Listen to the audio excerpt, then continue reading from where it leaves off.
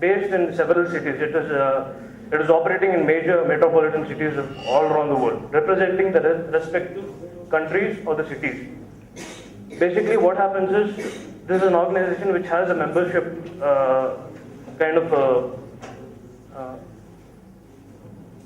membership wherein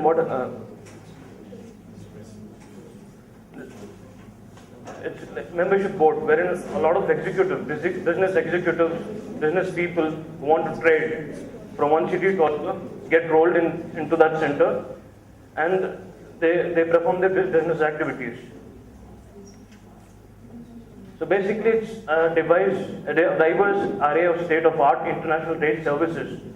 So it have basically offices, rentable spaces, meeting spaces, conference rooms, and after that cafes, wherein like interaction takes place between two major components, like the client and the member.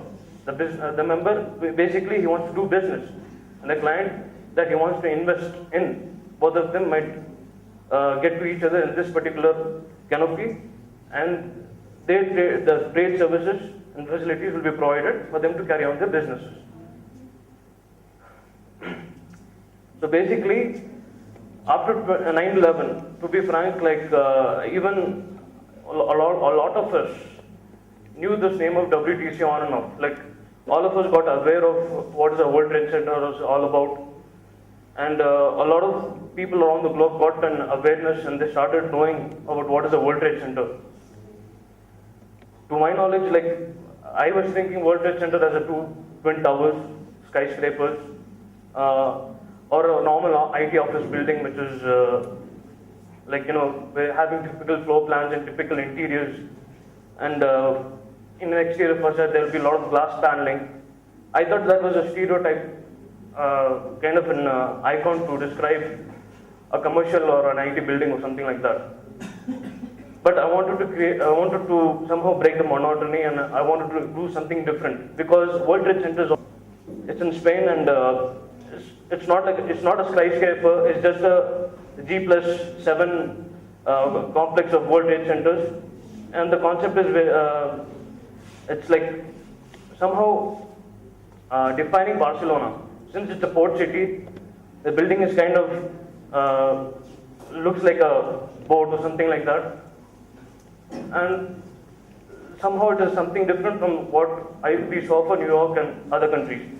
Even in Bangalore, there's a World Trade Center which is of 29 floors, and again that is completely like a conventional, typical IT building.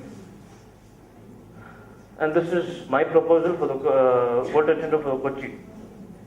So basically, the building is okay. Basically, Kerala is a place of tradition. It has a lot of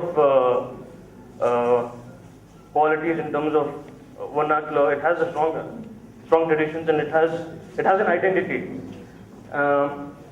Basically, when I saw this pyramidical roof of Kerala, somehow I conceived this as a building mass.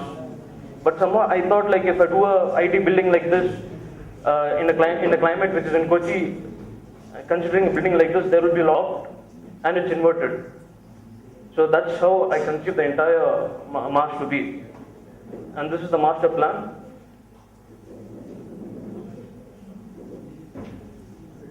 And these are the two buildings wherein a group of pyramidical square base are joined together to form a building like this. So basically, this is the office block, and this is the block wherein a lot of Congress facilities are available, like conference rooms, and there is a library. There is because the World Trade Center is a growing thing around the globe, you should have an educational facility. Like they have courses wherein they bring in people and they educate about what is the World Trade Center, how do you trade, and all that.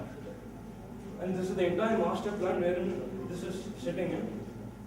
Basically, I'll just run the master plan.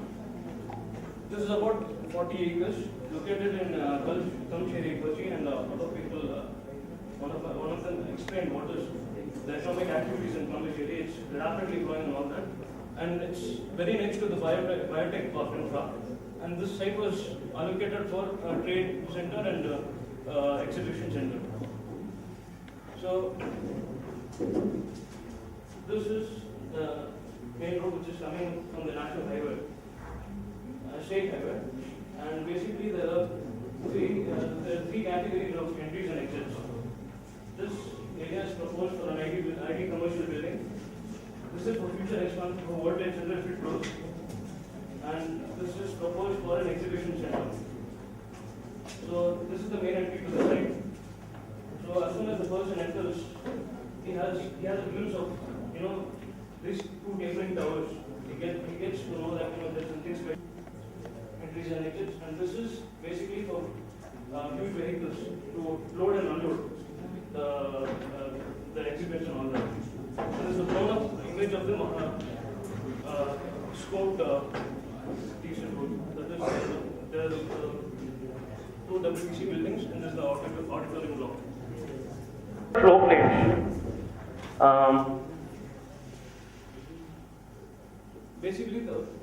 Basically, it starts from first floor to second to fifth floor. The ground floor is having at least footprint.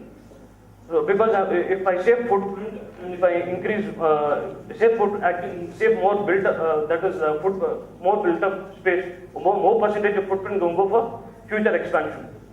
So I went for minimum footprint in the ground floor, and as it goes like x 1.5 times of x is second floor, 2 times of the x is the third floor.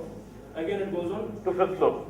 The fifth floor is having the biggest floor plate area and size, and this is how the zoning is done. That is, the ground floor will have the entrance lobby and will have a plaza, because the plaza is naturally formed because of the building profile.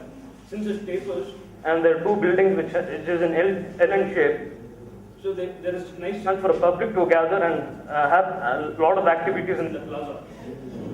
As it goes up, the first floor is having a very minimal floor plate area, which will have WTC management offices, small incubation offices. Second floor will again go for service office spaces. It'll have WTC Institute. Third floor again, the level of interiors and the level of office workstations will increase. So each and every floor will have a different layout. The fourth floor will have the fourth floor is the executive space and congress facilities. So office spaces are increasing in size. Fifth floor is like premium office space. So you can assure maximum rent coverage in a different hierarchy.